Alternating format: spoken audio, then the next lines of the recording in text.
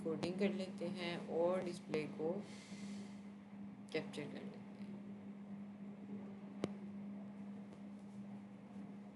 Okay करते हैं और इसको मिनिमाइज करते हैं और ये रहा। अच्छा, कल हमने बात की थी फंक्शंस की और आज जो है हम लोग बात करेंगे कॉलबैक्स की। कॉलबैक्स क्या होते हैं?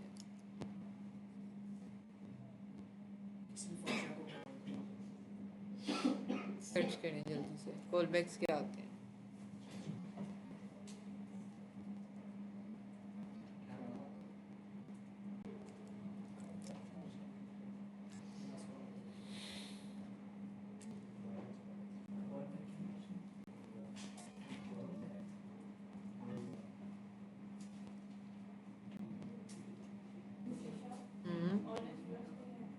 नहीं, ऑनलाइन तो कोई भी नहीं है आज। हाँ है, अहमद जावेद।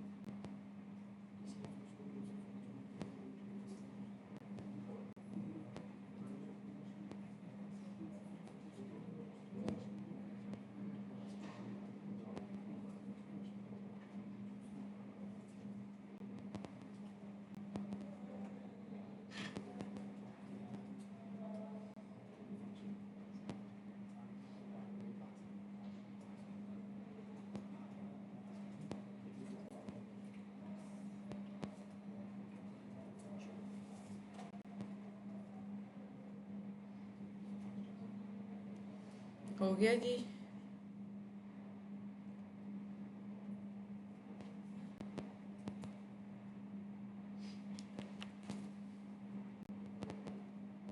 बताएंगे कॉलबैक क्या होता है?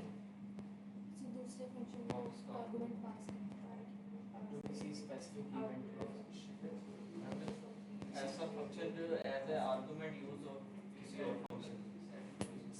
कॉलबैक फंक्शन नाम से ही पता चल रहा है कि किसी एक फंक्शन को किसी दूसरे फंक्शन में हम पास करेंगे एज एन आर्गुमेंट। तो मुझे बताएंगे कि क्या होते हैं आपके आर्गुमेंट्स और क्या होते हैं आपके पैरामीटर्स।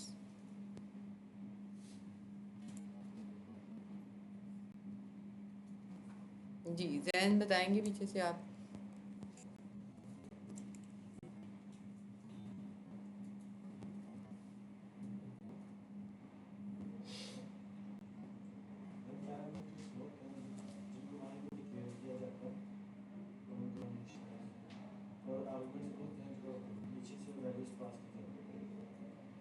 ठीक है, यानी पैरामीटर्स और आर्गुमेंट्स ये होते हैं और ये यूज़ कहाँ पे होते हैं? फंक्शंस के अंदर।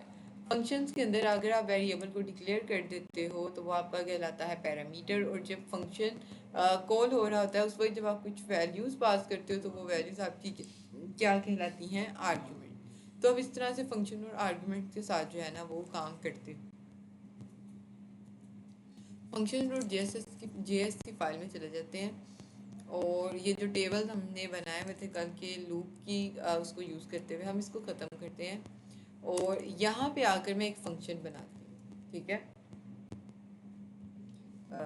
कॉन्स्ट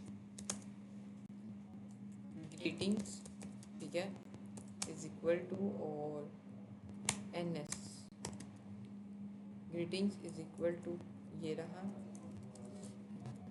और ये रहा। ठीक है, अब ये वाला फंक्शन सिर्फ और सिर्फ एक काम कर रहा है और कर रहा है हेलो वर्ल्ड। ठीक, अब ये हमारा एक फंक्शन बन गया। अब मैं एक दूसरा फंक्शन बनाती हूँ, कौन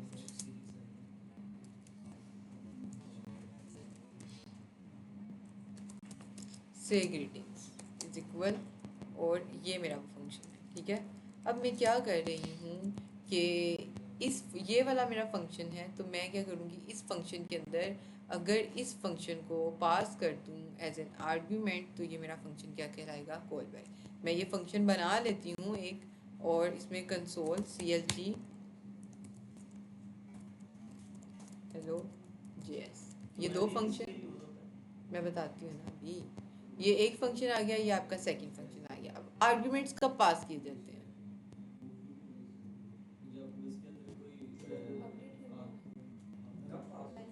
आर्ग्यूमेंट्स कब पास किए जाते हैं, जब आप किसी फंक्शन को कॉल कर रहे होते हैं, उस वक्त जो आप वैल्यू पास करते हैं उसको क्या कहा जाता है, आर्ग्यूमेंट। तो ग्रीटिंग्स से ग्रीटिंग हमारा एक फंक्शन है, ये रहा। ठीक है, मैं इसके अंदर एज एन आर्ग्यूमेंट पास कर देती हूँ अपने ग्रीटिंग्स को। ठीक है, ये है मेरा से ग्रीटिंग एक फंक्शन, इसको मैंने कॉल किया और एज एन आर्ग्यूमेंट इसके अंदर मैं क्या पास कर रही हूँ, ग्रीटिंग। और यहाँ पे भी आकर मैं इसको कह देती हूँ ग्रीटिंग्स, और इसके अंदर आकर इसी पैरामीटर को मैं क्या कर लूँगी, कॉल कर लूँगी। ठीक है, मैंने क्या किया, देखिए जब भी आप आर्ग्यूमेंट्स पास करते हैं तो उन आर्ग्यूमेंट्स को रिसीव करने के लिए आप फंक्शन के अंदर पैरामीटर्स पहले से बना के रखते हैं, ऐसा ही है। मैंने भी एक पैरामीटर यहाँ पे बना दिया जिसका नाम क्या है, ग्रीटिंग, और मैंने इसी पैरामीटर को नीचे आकर क्या कर दिया है, कॉल कर दिया है। और मैंने यहाँ पे क्या किया है, मेरा फंक्शन था से ग्रीटिंग, इसके अंदर मैंने as a parameter as an arguments क्या पास कर दिया है, अपना पहला फंक्शन ग्रीटिंग्स। तो अब ये वाला जो मेरा फंक्शन है ना, ये क्या कहलाएगा, कॉल बैक। ठीक है, जब आप, अब कॉल बैक का मतलब क्या है कि किसी फंक्शन के आर्ग्यूमेंट्स में किसी दूसरे फंक्शन को कॉल करना, ऐसा ही है कॉल बैक। अब किसी फंक्शन, वो किसी कौन है, ये वाला से ग्रीटिंग्स वाला, लेकिन दूसरा फंक्शन जिसको हम कॉल करेंगे वो कौन है, ग्रीटिंग्स। तो ये जो ग्रीटिंग्स है ये हमारा क्या है, कॉल बैक फंक्शन। अगर हम इसको कॉल करें, अच्छा वैसे अगर लाइन बाय लाइन एग्जीक्यूशन देखें तो कौन सा पहले आना चाहिए, अगर आपसे मैं पूछूं इसकी आउटपुट क्या आएगी, क्या आएगा, पहले हेलो ग्रीटिंग्स आएगा और फिर हेलो जेएस, हेलो जेएस फिर हेलो वर्ल्ड। जी हाशिर क्या लगता है, हेलो जेएस हेलो वर्ल्ड। अगर हम इसको पहले कॉल करेंगे, अगर हम इसको इसके साथ अगर लूप इसको करेंगे, देखें, अगर आप इसको देखें तो आपको क्या समझ आ रही है इसकी, अभी एक एक करके अपना जो है ना वो रिव्यू बताते जाए मुझे इसके बारे में। जी शयान, हेलो जेएस पहले और देन हेलो वर्ल्ड। जी हेलो, हेलो जेएस और हेलो वर्ल्ड। जी शाशिर, पहले हेलो जेएस आएगा, तब आएगा जब हम से ग्रीटिंग्स को पहले कॉल करेंगे, से ग्रीटिंग्स को पहले, और उसके बाद हेलो वर्ल्ड भी आ जाएगा। ठीक है। जी रहमा, ठीक है जी, हेलो जेएस जी, ठीक है, हेलो वर्ल्ड आएगा पहले, जी ठीक है, मैम आपने क्योंकि कॉल ही की, अच्छा सेकंड फंक्शन को कॉल ही ठीक है। अच्छा जी, दो तीन तरह के हमारे पास जो है ना वो आगे हैं कि एक तो वर्डन बना रहे हैं। हेलो वर्ल्ड, कोई कह रहा है हेलो जेएस, और कुछ लोग कह रहे हैं कि कुछ भी नहीं नज़र आएगा। तो पहले आएगा hello JS, then hello world, और फिर ठीक है, हमने कॉल किया हुआ है, ये रहा। पहले हमने किसको कॉल किया, से ग्रीटिंग्स को, ये रहा, से ग्रीटिंग्स को कॉल किया। उसके अंदर एज एन पैरामीटर आर्ग्यूमेंट्स क्या पास कर दिए, ग्रीटिंग्स, ठीक है। और ग्रीटिंग्स को रिसीव करने के लिए हमने यहाँ पे बना दिया एक पैरामीटर जिसका नाम क्या था, से ग्रीटिंग, और इसको हमने यहाँ पे आकर कॉल कर दिया, सेकंड फंक्शन भी कॉल कर। अगर मैं ये कर दूँ अब क्या रिजल्ट आएगा, पहले हेलो वर्ल्ड आएगा, फिर हेलो जेएस आएगा। पहले हेलो वर्ल्ड आएगा देन हेलो जेएस आएगा, पक्की बात है। Okay. Hello world then hello JS. अच्छा अगर मैं ये कर दूँ ग्रीटिंग की जगह हे और यहाँ पे आकर हे को कॉल, अब क्या लगता है क्या होगा, हे ये तो कोई फंक्शन ये तो कोई फंक्शन नहीं है। ही नहीं है, क्या लगता है फिर क्या आएगा रिजल्ट, ये is not a function, error आएगा, नहीं आएगा, क्या आएगा फिर वही रिजल्ट आएगा, हेलो वर्ल्ड और हेलो जेएस, सिर्फ हेलो जी हेलो जेएस आएगा, ठीक है। और कोई हेलो जेएस आ हेलो जाएगा, world simple hello world simple है। क्यों नहीं आया मैं हेलो मैं हेलो वर्ल्ड और हेलो जेएस, क्योंकि ये है पैरामीटर, पैरामीटर का नाम तो कुछ भी हो सकता है। मेन चीज थी यहाँ पे आपने जिस फंक्शन को एज अ पैरा आर्ग्यूमेंट जो है वो पास कर दिया है, अगर आप यहाँ पे नाम चेंज करते हो ना हे, अब आएगा error, hey is not defined, ठीक है। मेन काम था आपका यहाँ पे कि आपने एक फंक्शन को किसी दूसरे फंक्शन के अंदर एज एन आर्ग्यूमेंट पास कर दिया है, अब पैरामीटर में आपने रिसीव करना है उस फंक्शन को, आप किसी भी वेरिएबल के अंदर रिसीव कर सकते हैं, आप यहाँ पे कस्टम वेरिएबल बना सकते हैं, कॉन्स्ट और नेम और रिजल्ट जो है वो आप इसको दोबारा से नीचे आकर वेरिएबल को कंसोल डॉट लॉग करवा सकते हैं, आपका फंक्शन चल जाएगा, ठीक है। तो ये हैं आपके आर्ग्यूमेंट, ये थे आपके कॉल बैक्स। लेकिन ये तो अभी हमने सिर्फ एक छोटा सा कस्टम कॉल बैक जो है ना वो बनाकर देखा है कि किसी एक फंक्शन के अंदर किसी दूसरे फंक्शन को एज एन आर्ग्यूमेंट पास कर दें तो ये आपका क्या होगा, कॉल बैक, ठीक है। लेकिन अगर हम थोड़ा सा आगे चले जाएं तो हमारे पास कुछ कस्टम कॉल बैक्स भी होते हैं, यानी कोई बिल्ट इन कॉल बैक्स भी होते हैं, वो कौन से, आपने एक फंक्शन देखा हुआ है, बटन हमने बनाए हुए हैं यहाँ पे, इस बटन के अंदर से ये सम हटा देते हैं, ठीक है, और ऑन क्लिक भी हटा देते हैं, और इस बटन को मैं दे देती हूँ एक क्लास बीटीएन, ठीक। अच्छा जी, गेट करना बताएंगे कि किस तरह से हम किसी बटन को गेट कर सकते हैं जावास्क्रिप्ट के अंदर।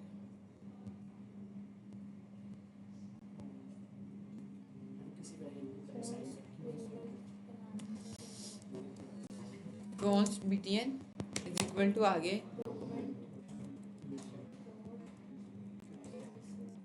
और बीटीएन का डॉट बीटीएन, ठीक है। ये हमने क्या किया है कि एक बटन को जावास्क्रिप्ट में गेट कर लिया है जिसकी क्लास है बीटीएन, तो यहाँ पे अगर हम देखेंगे तो सिर्फ और सिर्फ इसकी क्लास बीटीएन, ठीक है। तो हम यहाँ पे आकर एक बनाने लगे हैं कॉल बैक फंक्शन, लेकिन अब की दफ़ा कॉल बैक फंक्शन हम कस्टम नहीं बनाएंगे जैसे हमने ये बनाया, अब की दफ़ा हम जो कॉल बैक बनाएंगे वो कॉल बैक होगा हमारा बिल्ट इन, पहले से बना हुआ है जावास्क्रिप्ट में बनाया हुआ, हमने जस्ट उसको यूज़ करना है। कैसे, btn dot add event listener सुना हुआ है आप लोगों ने, क्या करता है, एड इवेंट लिस्नर आपका एक बिल्ट इन फंक्शन है जिसका काम ये है कि जब भी किसी जो भी सिलेक्टेड एलिमेंट इसको हम पास करेंगे, जब उसके ऊपर क्लिक करेंगे तो ये हमें क्या करेगा, रिस्पॉन्स देगा। इसकी लॉजिक हम खुद बनाते हैं, ठीक है। ऐसे ही है, हम क्या करते थे, एड इवेंट लिस्नर, इसके अंदर सबसे पहले ये क्या लेता है हमसे, दो आर्ग्यूमेंट्स लेता है, सबसे पहला इवेंट और दूसरे नंबर पर हमसे लेता है ये फंक्शन। हम यहाँ पे इसको आगे कहते हैं क्लिक, जब भी हम बटन के ऊपर करेंगे क्या, क्लिक, उस वक्त क्या करना आप कि ये जो ग्रीटिंग का हमने बनाया हुआ था ना ऊपर, ये वाला, इस वाले को कर देना आप कॉल, ठीक है, और मैं इसको आगे कहती हूँ ग्रीटिंग्स। अब ये मैंने क्या किया है, ये मेरा बिल्ट इन फंक्शन था, ठीक है, इसके अंदर ग्रीटिंग वाला फंक्शन एज एन आर्गुमेंट पास कर दिया तो मेरा ये क्या कहलाएगा, call back function.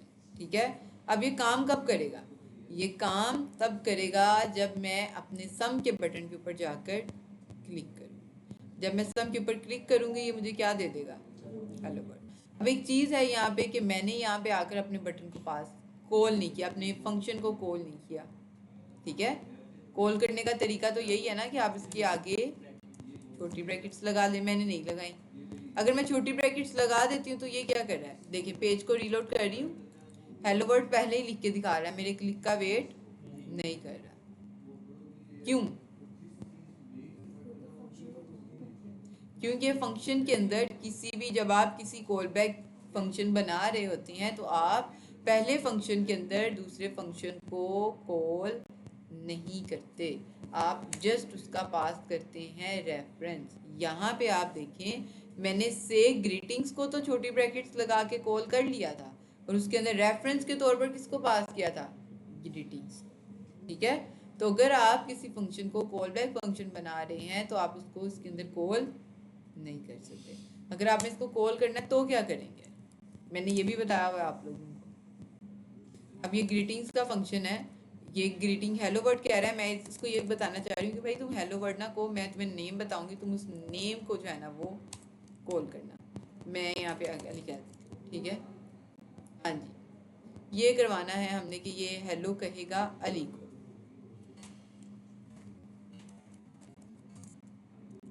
Hello dollar का साइन कर्ली ब्रैकेट और में जी, ये काम करना है, लेकिन ये काम तब करना है जब मैं बटन के ऊपर क्लिक करूं तो मैसेज आ जाए हेलो अली। लेकिन मसला ये है कि हेलो अली यहाँ पे पहले से ही लिखा हुआ है, मेरे क्लिक का इसने वेट नहीं किया। ऑन क्लिक क्यों करेंगे, एड इवेंट लिस्टनर का भी तो यही काम है। क्यूरी सिलेक्टर तो सिलेक्ट करने के लिए है, इसका तो इसके साथ ताल्लुक ही नहीं है। कैसे,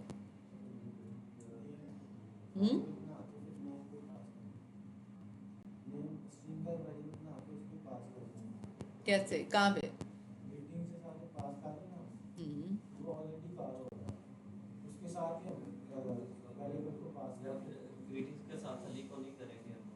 तो फिर अली को कहाँ पास करेंगे जी आशिफ। मैम सबसे पहले ये जो है ना, यहाँ पे जो ग्रीटिंग्स अली है इसको रिमूव कर दें और उसको भी साथ जो कॉम है उसको भी रिमूव कर दें। और अब यहाँ पर साइड पे होके ब्रैकेट्स लगा दें।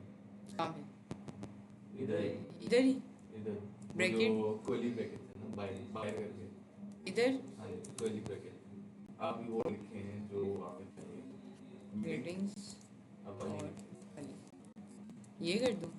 ठीक है, लेकिन ये एरर दे रहा है, एरर अनएक्सपेक्टेड टोकन वगैरह की कर्ली ब्रैकेट जो है ना वो अनएक्सपेक्टेड है, आपका सिंटैक्स एरर है। और मैं फंक्शन बनेगा, फंक्शन के अंदर फंक्शन कॉल करेंगे कैसे, कॉमा लगा कर्ली ब्रैकेट्स में खत्म कर दूंगा, अंदर कॉमा लगाएं और एक एरो फंक्शन बना, कॉमा एरो फंक्शन कैसे, जैसे बनाते हैं हाँ, इसके अंदर का फंक्शन होता है। वेरी गुड, यही काम था। हाँ फंक्शन के अंदर हम बना देंगे फंक्शन। अब क्लिक का वेट कर रहे हैं, क्लिक करेंगे तो ये कॉल बैक फंक्शन को क्या करेगा, कॉल करेगा। ये क्या कर रहा है, एरो फंक्शन हमारे इवेंट को रोक के रखता है कि वो हमारे क्लिक का वेट करे। ये बनता है आपका कॉल बैक, यानी पहले ये फंक्शन कॉल होगा जब आप क्लिक करोगे, जब ये क्लिक करने के बाद आपके दूसरे फंक्शन को कॉल करेगा और अली उसके अंदर पास कर देगा और आपको हेलो ग्रीटिंग्स में अली शो हो जाएगा। एक तो ये है आपका कॉल बैक फंक्शन। एक और,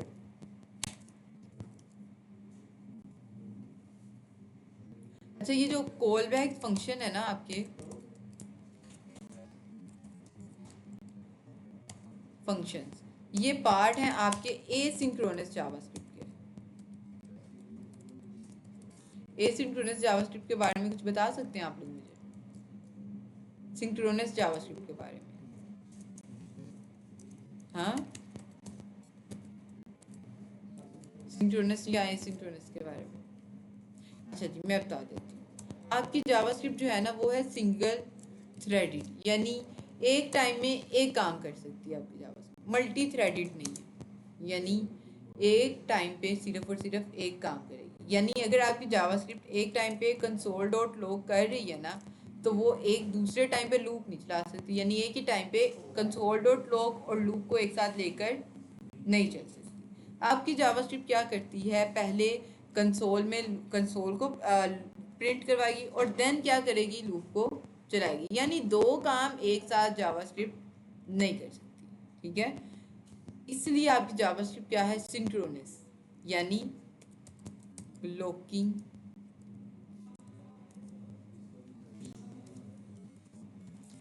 ब्लॉक कोड, यानी ये आपके कोड को क्या कर देती है, ब्लॉक। ठीक है, दाऊद मुझे पानी भी दे देना। ब्लॉक कोड कर देती है। कैसे, आप देखें, आप कर रहे हैं ये काम, ठीक है, ऐसा ही है, आपने काम किया हुआ है कि भाई ग्रीटिंग का फंक्शन आपने उस वक्त कॉल करना है जब हम ऐड इवेंट लिस्टनर में BTN के ऊपर जाकर क्लिक करेंगे, ऐसा ही है। जब तक आप क्लिक नहीं करेंगे तब तक ये क्या करेगा, आपके इस कोड को एग्जीक्यूट नहीं करेगा।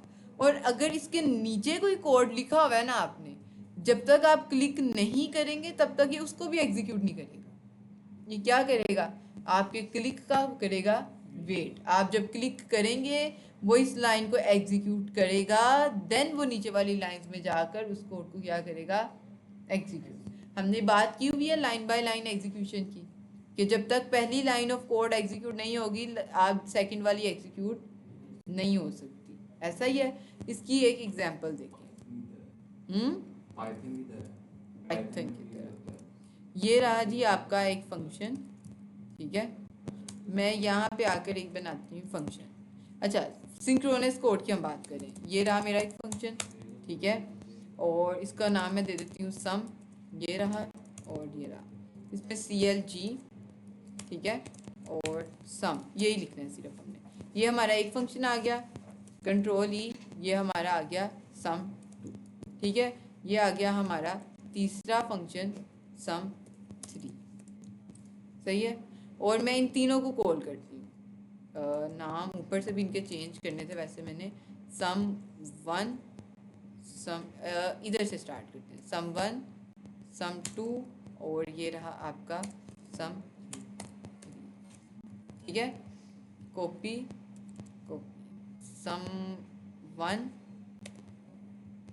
2 और देन 3, ठीक है, तीनों को कॉल कर दिया। आप देखें तीनों एक साथ, सम 2 और सम 3 लाइन बाई लाइन आ रहे हैं। अच्छा, अब अगर मैं कोई गलती कर देती हूँ इसमें, सिंटेक्स एरर, कोई कंसोल डॉट खाली कंसोल लिख के जो है ना वो छोड़ देती हूँ, अब क्या होगा, सम एग्जीक्यूट हो गया, सम 2 में एरर था, इसको चाहिए था सम 3 एग्जीक्यूट कर देता, किया इसने नहीं। ये क्या है आपकी सिंक्रोनस जावास्क्रिप्ट, एक लाइन में गलती आ गई, आगे वाला सारा कोड आपका क्या हो जाएगा, ब्लॉक हो जाएगा, वो एग्जीक्यूट नहीं होगा। ये होती है आपकी सिंक्रोनस जावास्क्रिप्ट। अभी तक हमने जितना भी काम किया है ना वो सारा था सिंक्रोनस जावास्क्रिप्ट, यानी एक लाइन में कोई गलती आ गई, वो लाइन तब तक एग्जीक्यूट नहीं हो जब तक वो गलती सही नहीं होगी, अगला कोड एग्जीक्यूट हमारा नहीं होगा। लेकिन जावास्क्रिप्ट के इसी मसले को ख़त्म करने के लिए हमारे पास एक सेकंड कॉन्सेप्ट आता है जावास्क्रिप्ट के अंदर, जिसका नाम है सिंक्रोनस जावास्क्रिप्ट, जिसको हम लोग कहते हैं non blocking JavaScript. Non blocking ये क्या करती है, ये कहती है कि भाई अगर किसी के अंदर कोई एरर है, कोई गलती है, जिस लाइन में गलती है या जिस लाइन में कोई एरर है, उस लाइन को साइड पे रख दो, बाकी कोड को एग्जीक्यूट कर दो, ठीक है। अब यहाँ पे देखते हैं हम लोग, आपने देखा कि हमने बनाया हुआ था ये एक एसिंक्रोनस फंक्शन, कॉपी करते हैं इसी को और इसी को नीचे यूज़ करेंगे, ये रहा, ठीक है, और इसको मैं जो है ना अनकमिट कर लेती हूँ। ये मेरा वो कोड आ गया ग्रीटिंग्स वाला कॉल बैक फंक्शन। अच्छा, इसके बाद मैं यही अपने जो है ना कंसोल्स को उठाती हूँ, यहाँ पे आकर यूज़ कर लेती हूँ और इनको मैं करती हूँ अनकमिट। सेकंड वाले को भी मैं कंप्लीट कर लेती हूँ, कंसोल और डॉट log sol2 और इसको नाम दे देती हूँ sum1। ठीक है, अब मैं यहाँ पे क्या करती हूँ कि ऐड इवेंट लिस्नर वाला जो था ना मेरा, मैं इसको उठाती हूँ और sum2 के जगह पेस्ट कर देती हूँ। पहले आएगा sum1, ऐसा ही है, सादा फंक्शन है हमारा। ठीक है, sum2 में इसके बाद जो हमें ये देखने को मिलना है ना, यहाँ पे हम ग्रीटिंग्स लिख देते हैं। ये क्यूरी सेलेक्टर को मैं बाहर निकाल देती हूँ यहाँ से, ताकि आपको कंफ्यूजन ना हो। ये रहा, बटन के ऊपर जब क्लिक करेंगे तब हमें शो होना चाहिए यहाँ पे अली जो हमने पास किया है। मैं ये ख़त्म कर देती हूँ, नेम भी ख़त्म कर देती हूँ। अच्छा ठीक है, नेम भी ख़त्म कर देती हूँ और यहाँ पे सिर्फ एक मैसेज शो करवाती हूँ और वो क्या था, sum2। ठीक है, यानी ये जो ऊपर वाला जो है ये भी मेरा सादा फंक्शन है, ये खुद ब खुद एग्जीक्यूट हो जाएगा जब मैं इसको कॉल करूँगी। ये भी मेरा क्या है, सादा फंक्शन। लेकिन दरमियान में मैंने एक फंक्शन बनाया है जो क्या करता है, हमारे क्लिक का वेट। हम ये चेक करना चाह रहे हैं कि भाई देखिए इस फंक्शन को रन होने में कोई टाइम नहीं लगेगा, 0 सेकेंड या मतलब कोई 2-3 सेकेंड, इससे ज़्यादा टाइम नहीं लगेगा। इस फंक्शन को भी रन होने में टाइम इतना ही लगेगा। लेकिन ये जो हमारा फंक्शन है, ये हमारा क्या है, एक कॉल बैक फंक्शन। ये क्या करता है, वेट करता है हमारे इवेंट का। जब तक मैं क्लिक नहीं करूँगी तब तक मुझे ये देखने को मैसेज नहीं मिलेगा। तो क्या कर लगता है कि जावास्क्रिप्ट क्या करेगी, हमें क्या रिजल्ट देगी, sum1 sum2 sum3 या कोई और रिजल्ट, sum1 sum3 और क्या। सबसे पहले sum1, अगर हम sum2 पे वो जो बटन है हमने बनाया उस पे क्लिक करेंगे तो फिर sum2 और sum3। ठीक है, यानी sum1 दिखा के उसके बाद कोड को ब्लॉक कर देगी। जब तक हम sum2 पे क्लिक नहीं करेंगे तब तक वो sum3 को डिस्प्ले नहीं करेगी। ऐसा ही है जी बहनों, sum1 और sum3 शो करवा देगी और sum2 वो वेट करेगी बटन। अच्छा, अगर मैं पेज लोड होते साथ ही क्लिक कर दूं तो आपकी स्पीड में डिपेंड करता है कि आप फौरन बाद क्लिक करते तो फिर वो क्या करेगा, sum1 sum2 sum3 करवाएगा या sum2 sum1 sum3 करवाएगा। ठीक है जी। अच्छा, ये हाशिर का कहना था कि ये क्या है, sum1 करवा देगा और उसके बाद ब्लॉक हो जाएगा जब तक हम उसके ऊपर क्लिक नहीं करते। ठीक है जी, सही है। अच्छा आगे चलते हैं। बहलोल का कहना है कि ठीक है कि sum1 3 और then 2, ऐसा ही है जी। शायान नाम है, अरमान हाशिर वाला ही है। चलो जी, अरमान और हाशिर को उठाते हैं और यहाँ पे रख देते हैं जी। राफे बेलोल वाले के साथ जाएंगे, ठीक है। और ये रहा जी राफे का भी जी। आगे कौन है, उजैर। ठीक है, ये कहना है जी उजैर का भी जी। जी अनस, ठीक है जी। नीचे आएंगे और ये रहा, ठीक है जी। हाँ जी वानिया, हाँ फर्स्ट वाला ऑप्शन, ठीक है यही है नाम। चलो हाँ रहमान फर्स्ट वाला जी। नीचे से सेकंड वाला अहमद नाम है ना आपका, युजैन अहमद। अच्छा जी ऊपर जी शहरियार, कौन सा, सेकंड वाला ऑप्शन, ठीक है यही नाम है। अच्छा चलिए, अच्छा जी। बात ये है कि ये जो नीचे वाले नाम हैं इन लोगों ने सही बताया है और ऊपर वालों ने गलत। देखते हैं कैसे प्रैक्टिकल करके। ये रहा आपके पास पहले पेज रीलोड, कुछ भी नहीं की, अच्छा कॉल नहीं किया हमने। sum1 बल्कि इसी को उठा लेते हैं ना, तीनों को उठाते हैं, कंट्रोल सी, यहाँ पे आ जाते हैं कंट्रोल वी, और ऐड इवेंट लिसनर जो है ना यहाँ से कट करेंगे और पेस्ट करेंगे यहाँ पे। अब क्या लगता है,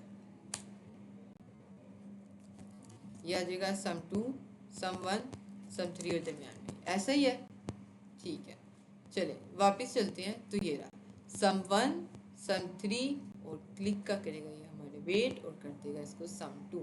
अब ये क्यों, अब क्या होता है कि आपकी जावास्क्रिप्ट जो होती है ना, जब आप इस तरह के बिल्ट इन मेथड्स यूज़ करते हैं ना, उन केस में आपकी जावास्क्रिप्ट बन जाती है एसिंक्रोनस यानी नॉन ब्लॉकिंग। ये क्या करती है, देखती है कि भाई अच्छा ये नॉर्मल फंक्शन है, इसको रन होने में कोई ज़्यादा टाइम नहीं लगेगा, ये भी नॉर्मल फंक्शन है, इसको भी रन होने में ज़्यादा टाइम नहीं लगेगा। तो क्या करेगी, इसको कहेगी भाई पहले तुम एग्जीक्यूट हो जाओ, फिर इसको कहेगी कि तुम एग्जीक्यूट हो जाओ, और फिर इसको कहेगी कि तुम्हें रन होने में लगेगा वेट, इसलिए तुम करो वेट, वेटिंग क्यू में चले जाओ।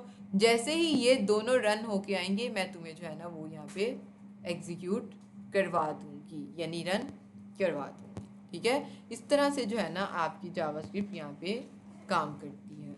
और इसको जरा हम चार्जर पे लगा दें, यानी किसी भी चीज़ में अगर रन होने में टाइम लग रहा है तो आपकी जावास्क्रिप्ट क्या करती है, उसको वेटिंग क्यू में डाल देती है और उसके बाद जो है बाकी कोड को एग्जीक्यूट। अच्छा, ये तो था हमारा एक क्लिक का इवेंट, ये इसका पता चल गया कि ऐड इवेंट लिसनर क्या है, एक एसिंक्रोनस जावास्क्रिप्ट का पार्ट है, ये नॉन ब्लॉकिंग है, और दूसरा ये कॉल बैक फंक्शन के तौर पर काम करता है। अच्छा, एक और भी होता है आप लोगों के पास set time out. Set time out भी एक कॉल बैक फंक्शन के तौर पर, यानी एसिंक्रोनस फंक्शन है और उसके बाद ये कॉल बैक फंक्शन के तौर पर भी काम करता है। मैं यहाँ पे आकर कह देती हूँ, एक इसी के अंदर ही एक फंक्शन बनाती हूँ और इसको मैं नाम दे देती हूँ सम CLG, ठीक है, और मैं कहती हूँ सम 2, ठीक। लेकिन सेट टाइम आउट पहले आपसे दो चीज़ें लेता है, सबसे पहले ये लेता है आपसे कॉल बैक फंक्शन, और देन सेकंड नंबर पर ये आपसे लेता है टाइम, कि कितने टाइम के बाद इस फंक्शन को एग्जीक्यूट करना है। दो पैरामीटर्स, कोमा लगाती हूँ और उसके बाद मैं 3000 मिली सेकेंड इसको बता देती हूँ, यानी तुमने वही ऑटोमेटिकली एग्जीक्यूट हो जाना है 3000 मिली सेकेंड्स के बाद, यानी 3 सेकेंड्स के बाद। अब इसको अगर मैं उठाऊँ और इसको मैं रिमूव कर देती हूँ यहाँ से, इसकी ज़रूरत नहीं है, और अगर मैं यहाँ पे ये लगा दूँ, अब क्या होगा। अब तो एक चीज़ आप देखें कि सम 1 और सम 3 से पहले मैंने इसको कॉल कर दिया है, तो क्या लगता है अब रिजल्ट, सम 1 सम 2 और ये रहा आपका सम 3। अब रिजल्ट क्या आएगा, पहले तो ये था कि वो जो आपका ऐड इवेंट लिसनर था ना, वो सम 1 और सम 2 के दरमियान में कॉल किया हुआ था, तो शायद हो सकता है इस वजह से वो आगे पीछे हो गया हो। लेकिन अब क्या लगता है क्या होगा, क्या रिजल्ट आएगा, सम 1 सम 2 सम 3, ये 3 चीजें, पहले सम 2 आ जाएगा, फिर सम 1 एंड सम 3, वही सेम होगा, वही सेम ही है। सम 1 सम 3 और सम 2, सामान और सम 3 फौरन आ जाएंगे ना, और 2 जो है वो 3 सेकंड के बाद है। ठीक है, वेटिंग क्यू में चला जाएगा। और बात आप लोगों की बिल्कुल ठीक है, सम 1 सम 3 एंड सम 2। लेकिन अगर मैं इसका टाइम कम कर दूं, 3000 मिली सेकेंड यानी 3 सेकेंड, अगर मैं इसका टाइम जो है 1 सेकेंड कर दूं, 1 सेकेंड तो पता भी नहीं चलेगा, पेज लोड होते होते पूरा हो जाएगा, तो फिर क्या लगता है, हाँ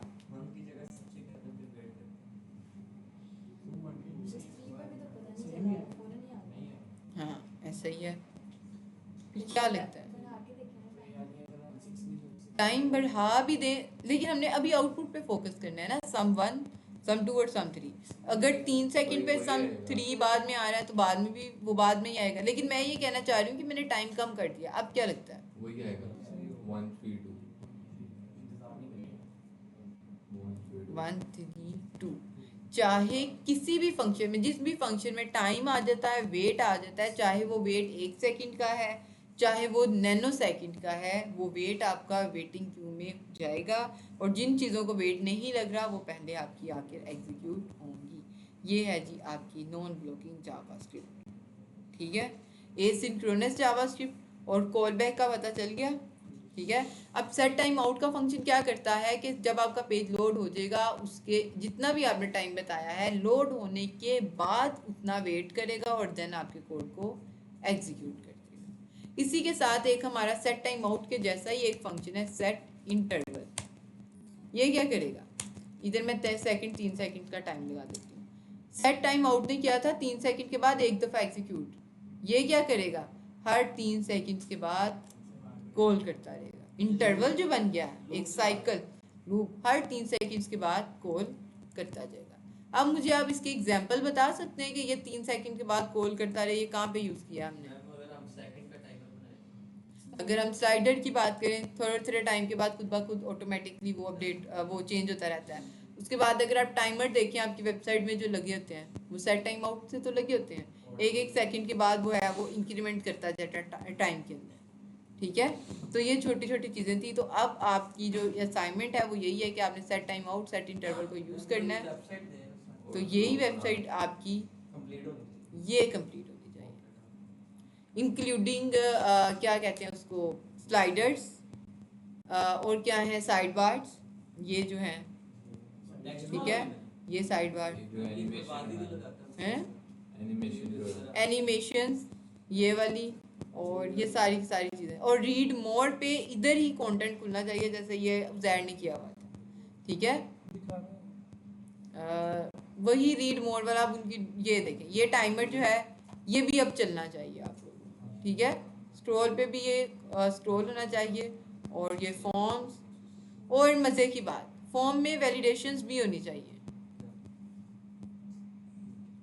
ये रही date, name, phone number, email, password की उन्होंने फील्ड ही नहीं रखी हुई। मतलब ये तो फॉर्म की फॉर्म इनपुट टाइप आप फॉर्म करेंगे वो खुद ब खुद सजेशन आपको दे देगा। वैलिडेशन के जब सबमिट करें ना, बटन के ऊपर क्लिक करें तो ये मस्ट बी फील्ड होनी चाहिए। इनके अंदर कोई ना कोई वैल्यू जो है ना वो आपके पास यहाँ पे होनी चाहिए। और वो एक पासवर्ड की फील्ड रख लीजिएगा यहाँ पे, और पासवर्ड की फील्ड में वो आई जो आती है आइकन, उसके ऊपर आप क्लिक करें पासवर्ड शो हो जाता है, दोबारा क्लिक करें तो हाइड हो जाता है। और पासवर्ड की लिमिट होनी चाहिए, मस्ट बी 8 कैरेक्टर्स या मोर देन 8 कैरेक्टर्स, इससे कम ना हो ये फील्ड्स। ठीक है, ये चीज़ें जो है ना आपने, और ये भी वही स्लाइडर है जो ऊपर लगा हुआ है, सिर्फ डिस्प्ले का फ़र्क है। ये वीडियोस और ये सारी चीज़ें इसमें चलनी चाहिए और फुली रिस्पॉन्सिव होनी चाहिए। ठीक है, और रिकॉर्डिंग को स्टॉप करते हैं, इसको भी हम क्या